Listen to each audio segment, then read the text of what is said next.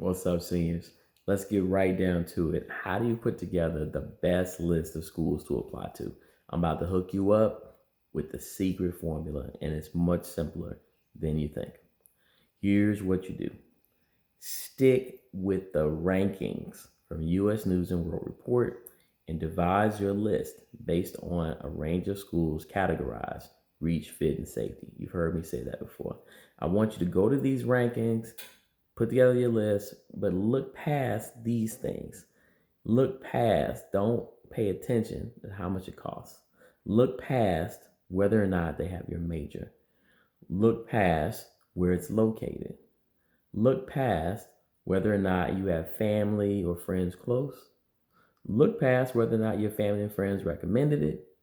And look past whether or not you feel you'll be welcome there. Now, you might be thinking, Mr. Lane, you are crazy. Those are all the reasons why you should pick a school. So let me take a moment to explain my wacky logic here. Just bear with me. So let me start here. So here's a great anecdote. For the last 5 years, approximately 3,000 students from the country of China enroll every year as freshmen at U of I in Champaign. That's 6,500 miles from their homes.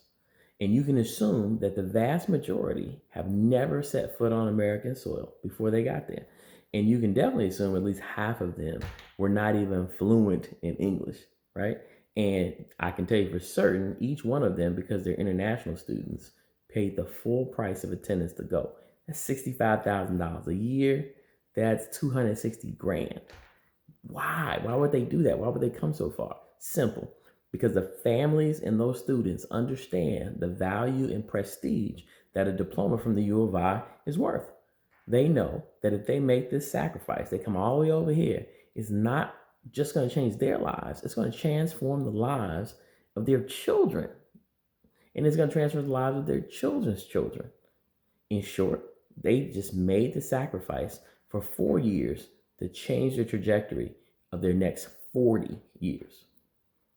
The average Illinois graduate will earn between $4 to $5 million in their lifetime. So if I told you you had to go somewhere for 4 years to earn $5 million over time, would you stop and say, well, what's the temperature like? Would you ask, well, is it prejudiced around there? Now, you certainly might ask those questions, but most of you will ultimately say, well, we're going to work that out. Okay. And even if you're not into money, remember it's also about respect. When you attend a school that's in the top 1 to 10% of all American colleges, and that's like the top 500, that means that the vast majority of people you will encounter will not only know of your school, they're going to have a great deal of respect for that school. And by extension, they're going to have a great respect level for you just because you went there. This is going to automatically open up doors for you. And just in the same way that prejudice and the negative type still exists today, we've seen that with George Floyd and so many things, that type of positive prejudice also exists for college graduates. Remember, George Bush was considered the dumbest president in American history. He was a C student, but where'd he go? He went to Yale. But bottom line, he was a Yale graduate, so nobody cared about how dumb he was. This is why rankings are so important. Remember, President Trump, he's a graduate of the Ivy League, UPenn. That's why rankings are so important. Here's the next reason that's specific to the class of 2021. Please listen. In case you haven't noticed, we're living in a global pandemic that has essentially ruined the American economy. Okay, people aren't talking about it. That's the truth. 1 out of 6 working Americans are now unemployed. Have you thought about what that's going to mean for you, right? This means that in about 5 years, even if we find the antidote tomorrow, we're going to be lucky to even be halfway out of this mess as a country. That means that the job market is going to be super competitive. That means that if you want to go to law school, med school, get an MBA, there will be more applicants than ever because there won't be any jobs. So people are going to stay in school.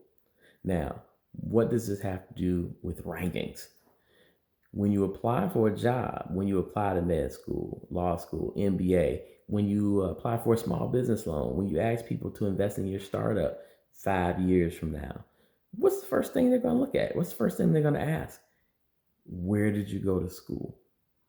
If you want me to invest in your company and I see you went to Illinois State, a school that is highly ranked that I know of, I'm familiar with, I'm going to be a lot more willing and have a greater frame of reference than if you went to Aurora University.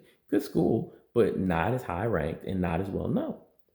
If your resume says Northwestern, it doesn't matter what your major was, it's going to be a lot more eye catching than if you graduated from North Dakota State and you're in that major. That's just the truth. Okay?